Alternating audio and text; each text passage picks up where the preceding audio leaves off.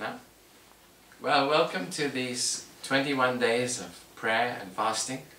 And we trust that you'll be willing to make sacrifices during this time and draw closer to God. And I know that God will bless you, anoint you, and use you, and speak to you and give you revelation during this time. So I'm just going to share a little teaching that I trust will be inspiring to you. And give yourself to God in prayer, and you will never regret it. You know, in Luke chapter 18, Jesus actually told a parable to teach us that men should always pray and not give up. So the whole parable was a story just to teach us to pray always and never give up. You know, a famous man of God, he once was asked, what's the secret of your success? Because whenever you come and you minister, you know, the presence of God, the Holy Spirit comes. What's the secret of your success? And he smiled and he said, much prayer, much power. Little prayer, little power. No prayer, no power. So whenever we give ourselves to much prayer, we can expect God to move in an unusual way. You know, God is a God who responds to much prayer. And you see this everywhere you look.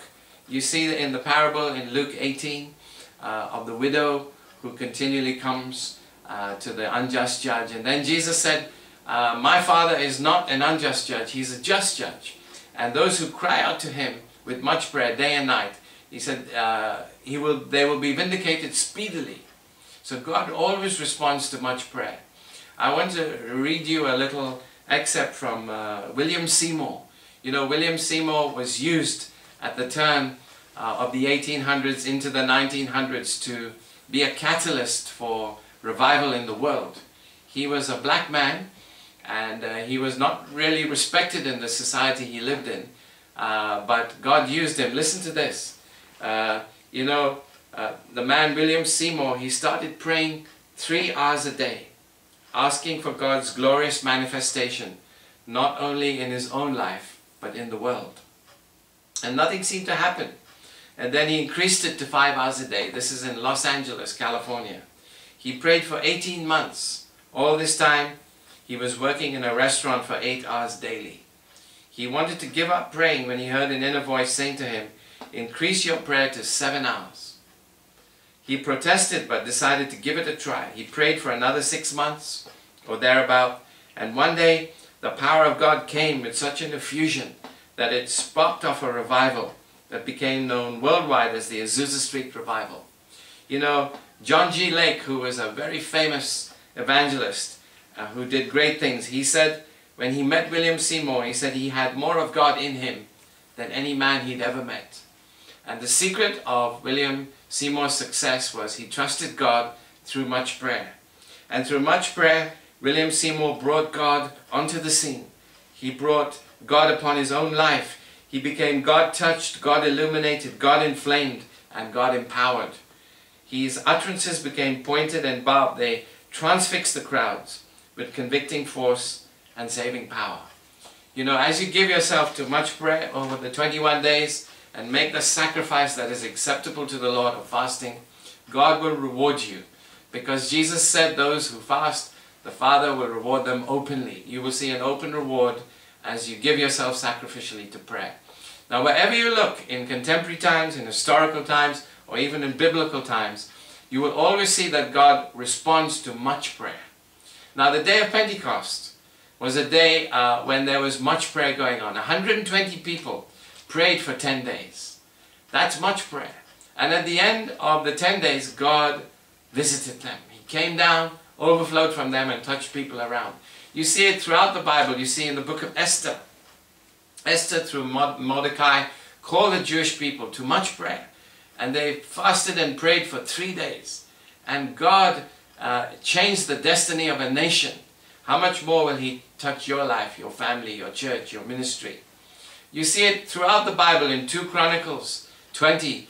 Jehoshaphat, King Jehoshaphat, is surrounded by his enemies. And he doesn't know what to do, so he seeks God in fasting and prayer. And God responds to him. He calls the whole nation to fasting and prayer. Just like these 21 days. And God responds and does miracles and annihilates the enemy.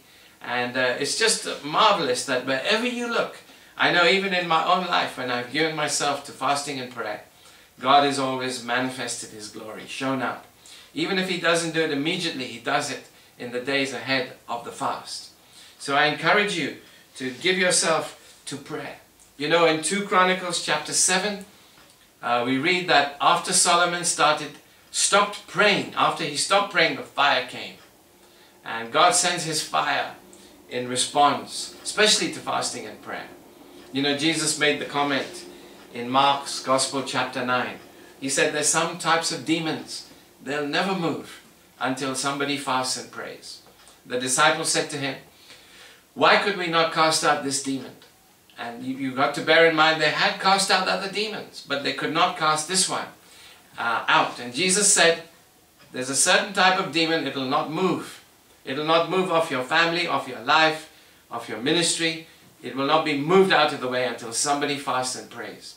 So these 21 days are a great time to give yourself to prayer, to give yourself to extended times in prayer, to give yourself to fasting, and you will see the rewards of God coming. You also see it in the life of Jesus. He gives Himself to much prayer, and how God manifests Himself. You see it in 2 Chronicles chapter 15. King Asa, who was the father or grandfather of King Jehoshaphat, he calls the whole nation to prayer. And as they give themselves to prayer, God's glory comes and brings revival to the nation. You know, a good friend of mine, not far from here, we are in Wembley, but not far from here, he was ministering in an area where there are a lot of Indian people and a lot of Sri Lankan people, in Ealing Road in Wembley. And as he was ministering there in one of our church plants, he said, at the top of the road, you have a Hindu temple, and people there are crying out to God all the time. He said, the other end of the road, you have a Muslim mosque, and there several times a day people are crying out to their God.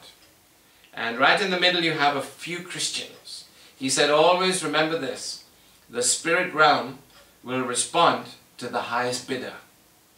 And we live in days where people construct temples in their homes, in their shops, in their restaurants. They have temples to their gods.